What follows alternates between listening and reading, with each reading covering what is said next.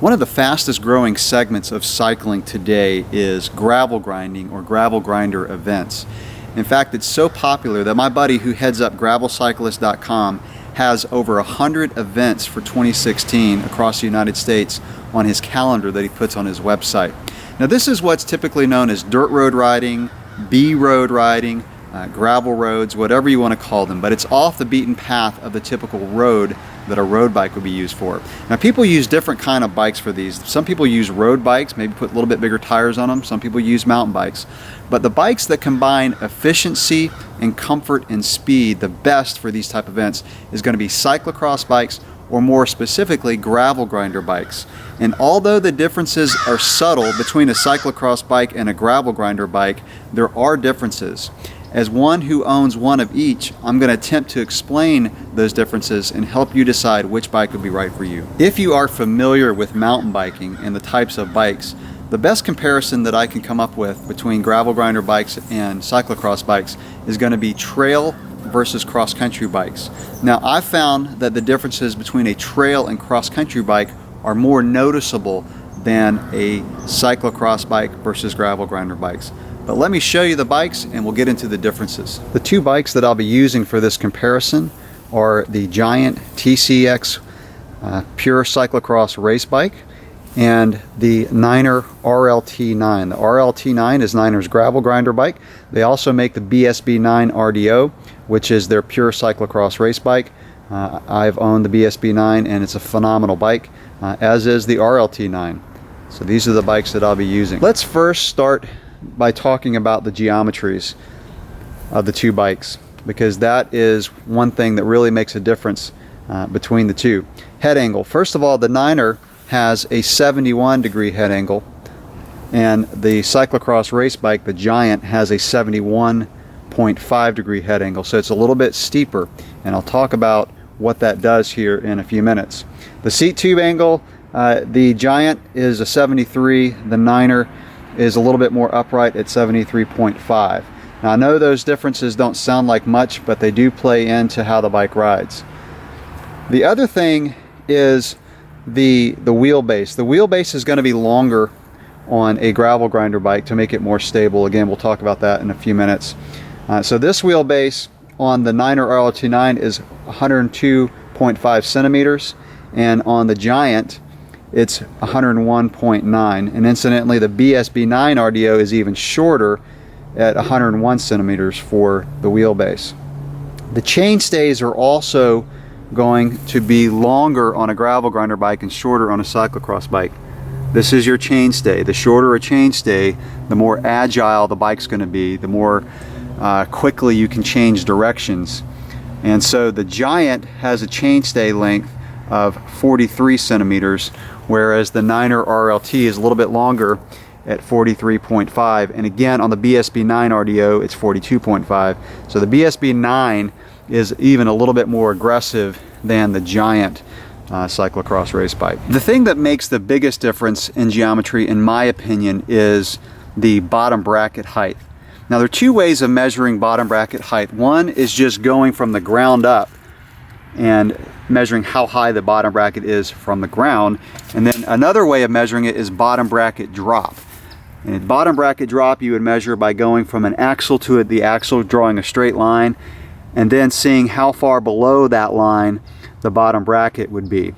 Now if I were to measure this, and this is not scientific at all, I'm not, in fact I'm on grass, so it's gonna, but I'm gonna get just a real general measurement to see the differences in the bottom bracket. Again, this is not an actual bottom bracket height because I'm just going to the bottom of the crank arm. So that's 28 centimeters on the Giant from the ground.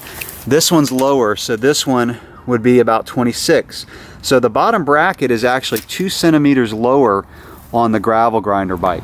So now let's talk about why you would want a bottom bracket higher or lower.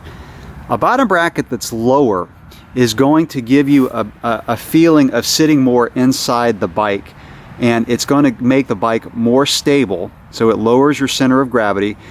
As far as cornering, it helps you to carve the turns as opposed to just jumping from one turn to the other. So the higher your center of gravity, the higher the bottom bracket, is going to make the bike feel a little bit more twitchy. It's going to make a bike that's a little bit more agile. But what I've noticed today is that more cyclocross bikes are coming with lower bottom brackets. Back in the day, way back in the day, when they used to use toe clips, the big clips on top of the pedals, you started your ride or race with your foot out of it and the clips would hit the ground. So that's one reason they put bottom brackets higher. But another advantage to a higher bottom bracket is the fact that you're going to have better pedal clearance. So when you're in a cyclocross race, you are going from turn to turn and taking some sharp turns, and you don't want to strike your pedal on the ground or on an obstacle. And on a gravel grinder bike, you're not doing that kind of turning. You're more doing long rides on dirt roads, so you're not worried about how quick you can get through a set of turns. What you want is a bike that's more stable and more comfortable over the long haul. So that's why you're going to see lower bottom brackets on a gravel grinder bike and a little bit higher bottom brackets on a cyclocross race bike. And I'll just add one more thing about bottom bracket height, is that it's really a subjective issue. Some people may want a lower bottom bracket on a cyclocross race bike, because one advantage to that is it makes remounting the bike a little bit higher, or a little bit easier, because the seat's not as high. So the higher the bottom bracket, the higher you got to jack up your seat. So remounting on a cyclocross race bike may be easier with a lower bottom bracket. So that's one thing that when you're looking to buy a bike, you may want to try to test ride different ones to see how different bottom bracket heights may affect the handling of the bike, and even remounting on the bike. So again, it's subjective. If you ride your cyclocross bike on trails, which I do sometimes for bike handling practice, a higher bottom bracket is going to allow you to clear obstacles like little logs or roots or rocks a little bit easier. So again, just kind of think about what type of riding you're going to do and determine what type of bottom bracket height would be best for you. One final thing that I'll mention about geometry before we get into the ride qualities of the bikes is the head tube sometimes is going to be taller on a gravel grinder bike as opposed to a cyclocross race bike. And what I mean is basically the distance from the crown of the fork up to where your first spacer or cap would be. So this is typically shorter on a cyclocross bike and taller on a gravel grinder bike. And the reason is, on a gravel grinder, you want to be a little bit more upright. You don't need your weight bent over as far as you would on a cyclocross bike. Now these bikes actually have very similar head tube lengths, so there's not much of a difference. So you could adjust the height of the handlebars with your spacers also, but again, you're probably going to find a little bit taller head tube on a gravel grinder bike. Now that we've talked about geometries, let's talk about what the bikes are intended to do. And I mentioned it a little bit, but as far as cornering, a cyclocross bike needs to jump from corner to corner. It also needs to accelerate quickly. So whether it's a start or just coming out of a turn and getting back up to speed. The reason that you have a little bit shorter chainstay and shorter wheelbase and steeper head angle is so that you can accelerate and sprint quickly. And again, for cornering on a gravel grinder bike, like I mentioned before, you're not worried about getting through a quick set of corners. It's more about carving a corner at speed. And while I'm talking about speed, the fastest you would probably ever go in a cyclocross race is going to be probably 25 miles an hour. And you're not doing long climbs, and we'll talk about gearing in a few minutes. But so cyclocross bikes, the speed band is probably a little bit more narrow than a gravel grinder. On a gravel grinder event, a lot of those are held in the mountains. You might be climbing for an hour and need a really low gear and a comfortable kind of climbing position, and then you may descend at high speeds. So if you're descending at a high speed, that longer wheelbase, that longer chainstay is going to make the bike more stable. You're probably going to hit higher speeds on a gravel grinder ride or race. You could go 35, 40 miles an hour on a downhill. And when you're going that fast, you do not want a bike that's very twitchy with the steeper geometries that would be on a cyclocross bike. Also, cyclocross bikes don't necessarily need to be all that comfortable because of the distance and duration of the event. So a cyclocross race is an hour or less, whereas a gravel grinder event could be, you know, 5, 6, 7 hours. So comfort is a lot more important on a gravel grinder bike, and that's why all those little subtle geometry difference come into play to help you be more comfortable. The trade-off to a bike that's more stable on high speeds means that the bike is going to be a little bit harder to steer at slower speeds. And I've really noticed this when I jump on my cyclocross bike, just how easy the thing steers, especially if you're just going around some, you know, really slow, tight corners, which you often have in cyclocross races. The course designers will set up some really kind of technical type turns where you are really cornering hard at a slow speed, and sometimes you do that 2 or 3 times within about 10 to 15 seconds. So a gravel grinder bike is going to be a little bit harder to steer around the slow turns. In fact, there was one time where I was turning around on a dirt road when I had first gotten my gravel grinder bike, and I almost washed the tire out because it just didn't corner as quickly as I had intended it to do, because I was used to the cyclocross race bike. So again, you know, you do notice the difference. Even though those geometry numbers don't really sound like much of a difference, I do notice when I jump back on my cyclocross race bike just how agile the bike feels. And I just want to add that the faster you go on a dirt road, the more advantage that a gravel grinder bike would have over a cyclocross bike. And at the end of this video, I'm going to give some buying tips, but I'll just throw that in right now. Think about how fast you're going to be riding the bike. If you're going to be descending mountain dirt roads at a high rate of speed, then you probably want to look more at a gravel grinder type bike. If you're wanting to ride dirt roads, but your roads are pretty flat and you're not going to be hitting those really high speeds, you could easily get away with a cyclocross bike. And again, I'll mention that at the end of this video. So whereas gravel grinder bikes are better at higher speeds, they're also better over a longer ride. So the longer your ride is going to be on dirt roads, the more advantage that a gravel grinder bike is going to have. If you're not going to be doing extremely long rides, again, you could easily get away with a cyclocross race bike. So comfort over the long haul is something that's really important on a gravel grinder bike. Like I said, you're sitting more upright, the bike's more stable, and a bike that's more stable is going to require you to have less effort in keeping the bike in a straight line. It's going to allow you to relax a little bit more, especially at high speed. And as you do that over a long event, that advantage is going to be bigger and bigger the longer your event, because fighting a bike over 3, 4, 5 hour ride on dirt roads is going to be pretty fatiguing if you know, you're having to just work the bike and keep it on a straight line. So again, the longer the ride, the more advantage that a gravel grinder bike is going to have. Another advantage that you're going to find on a gravel grinder bike are going to be braze-ons or holes to put on racks and fenders. So you can see here, you've got this little hole for, you know, you could again do a rack or put on a set of fenders. And you've also got the ability here to mount a fender. So fenders that actually bolt onto the bike, you're going to need these little screws and holes to do that. If I jump over here to my cyclocross race bike, you've got nothing to do that. There is no bridge between the seat stays.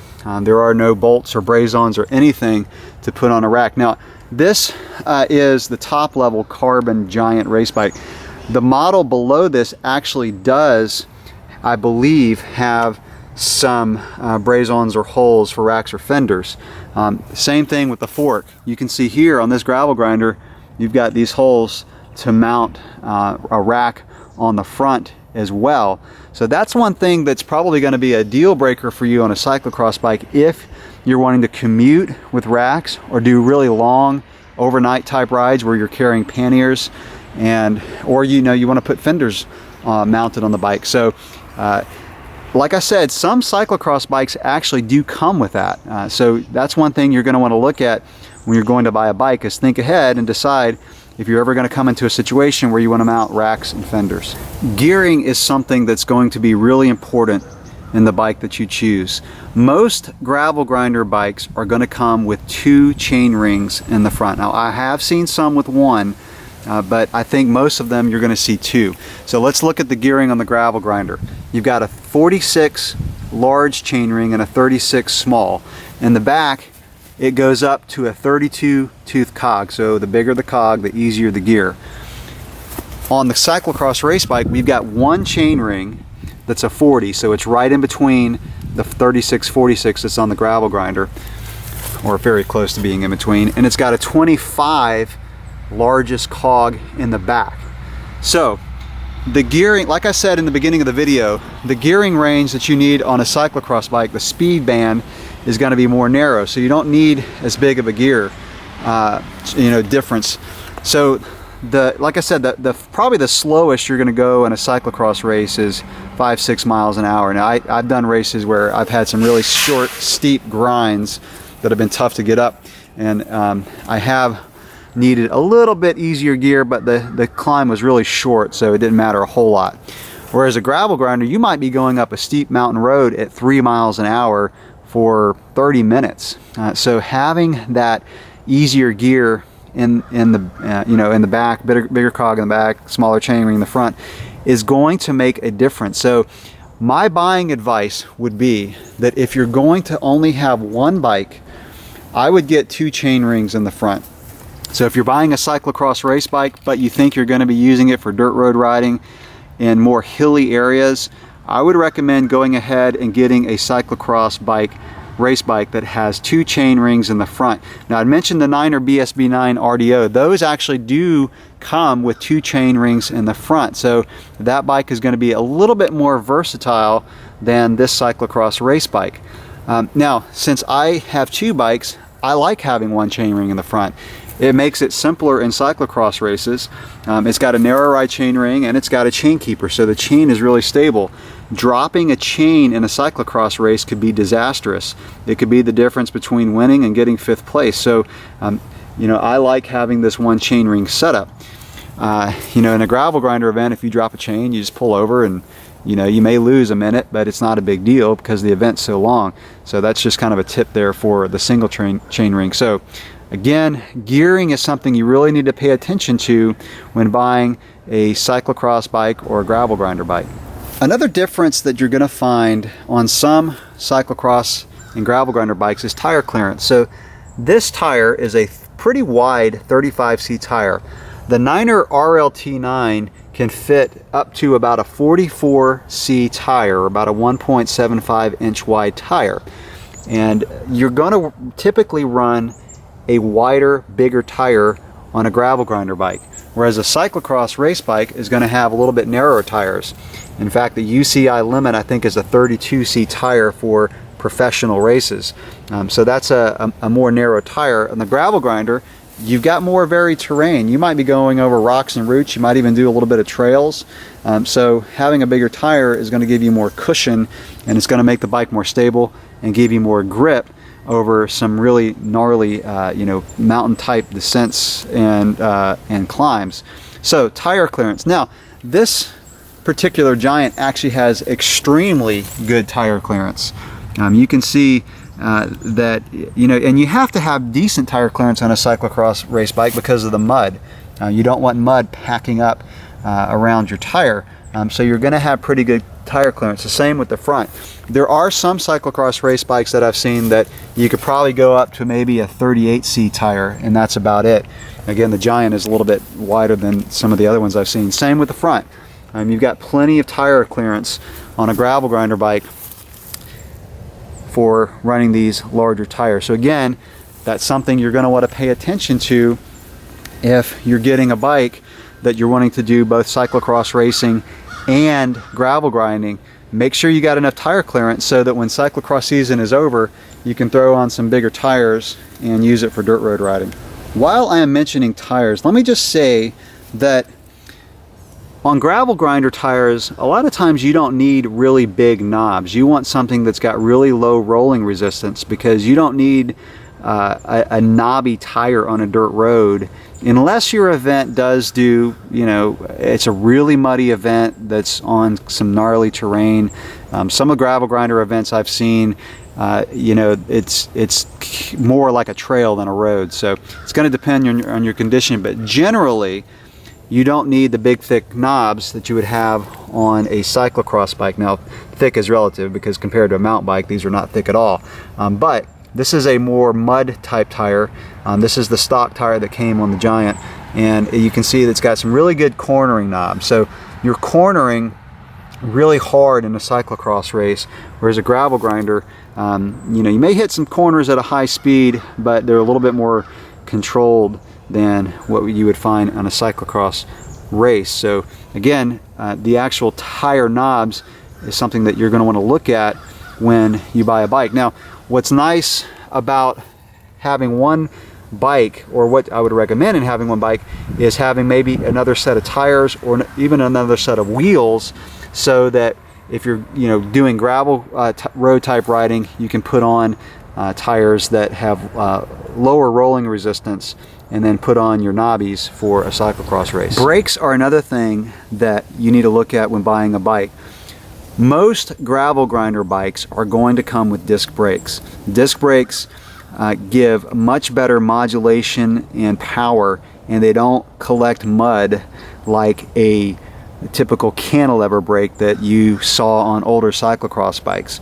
Now, most new cyclocross bikes today are coming also with disc brakes, and that's because the UCI is now allowing disc brakes in professional races, so it's really kind of changed the game. Having used both, I would recommend disc brakes 100% of the time over the cantilever type brakes that use the rim as a braking surface. You just get much better power. The feel is so much better. Now, this bike has a 140 millimeter rotor, so a little bit smaller rotor, which gives you a little bit lower weight, a little bit lower rotational weight, but a little bit less power. So on a gravel grinder bike, where again you're hitting higher speeds, I would recommend at least a 160 rotor. I wouldn't go more than 180, but I think 160 is going to be plenty for both the front and the back. So this bike has 160 on the front and back, whereas the cyclocross race bike has 140. So that's something you need to look at when buying a bike.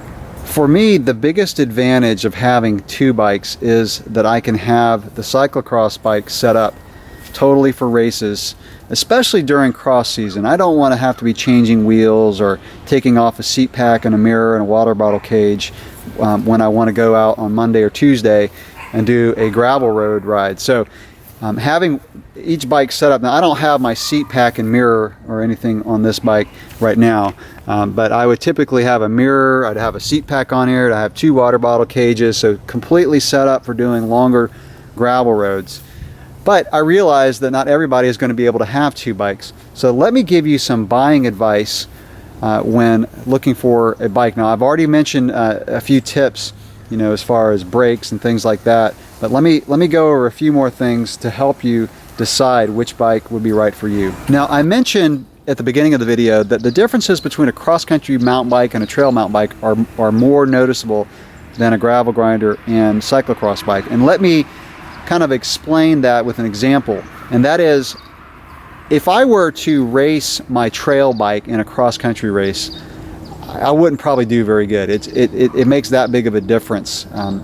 However, I would not hesitate racing a gravel grinder bike in a cyclocross race, and neither would I hesitate racing my cyclocross race bike or riding my cyclocross race bike on a long, dirt road race or ride. So the two can be fairly interchangeable. So the difference is, again, even though they're not huge like you would find more in the difference between a long travel mountain bike and a cross-country bike. So with that, if cyclocross racing is your main focus, then obviously I think you need to get a cyclocross race bike. Even if you're going to be riding it on gravel roads, I think you're going to enjoy a pure cyclocross race bike. Even though I said you can race a gravel grinder bike in a cyclocross race, I think you're going to enjoy a cyclocross race bike more. Now, even if you're wanting to do both, cyclocross racing and gravel road type riding, I still think a cyclocross race bike is probably going to be the best choice. Now, if you do that, if you're going to get one bike, use the advice that I gave earlier. Get a bike with 2 chain rings in the front. Look at your brakes. Maybe even get a bike with 160 rotors. You know, there are differences in geometries in cyclocross bikes, so some may be a little bit more aggressive. If you're really wanting to get into gravel road riding and still cyclocross race, look for a cyclocross bike that doesn't have real aggressive geometries. Now, if you ride dirt roads but you still enjoy a bike that's really snappy, can sprint, cyclocross race bike is probably what you're going to want to get. There are some gravel grinder type events that to me are more like road racing on dirt. In other words, there are attacks, you're having to accelerate quickly, people are riding real aggressively. In those type situations, I think a cyclocross race bike is still going to be the best choice. Again, look at your gearing and stuff like that, and tires, depending on the type of terrain that you're going to be riding. Now, if you're not going to be doing cyclocross races and you don't need a bike that's super agile, then I think the gravel grinder bike is going to be your best choice. It's especially if you're going to be doing commuting, you know, just a wide variety of riding on the bike, then the gravel grinders make really good bikes, especially, like I said before, if you're going to need to put racks and fenders on the bike. Those braze-ons are going to be what you're going to want to look for that application. Now, obviously, not everyone who buys a gravel grinder bike is going to be doing official gravel grinder events. You may just want to get out on long dirt road rides, and you know, overall speed, it really doesn't matter. And these type of bikes, the gravel grinder bikes, make a really good choice for riding dirt roads, even, you know, if your rides include road. I'm going to, if I ever do you know, trips up to the mountains where you know, I go up with buddies and do roads, I would bring this gravel grinder bike and I would just put on some smaller tires. So the gravel grinder bikes are extremely versatile. They can do cross races, they can do gravel grinder events, they can do just long Sunday afternoon dirt road rides, they can do commutes, they can be road bikes with road tires. So if you want a bike that's that versatile, look at a gravel grinder. So that's going to wrap it up on cyclocross versus gravel grinder bikes. Hopefully the information that I share with you in this video is going to help you decide which bike is right for you. Thanks for watching.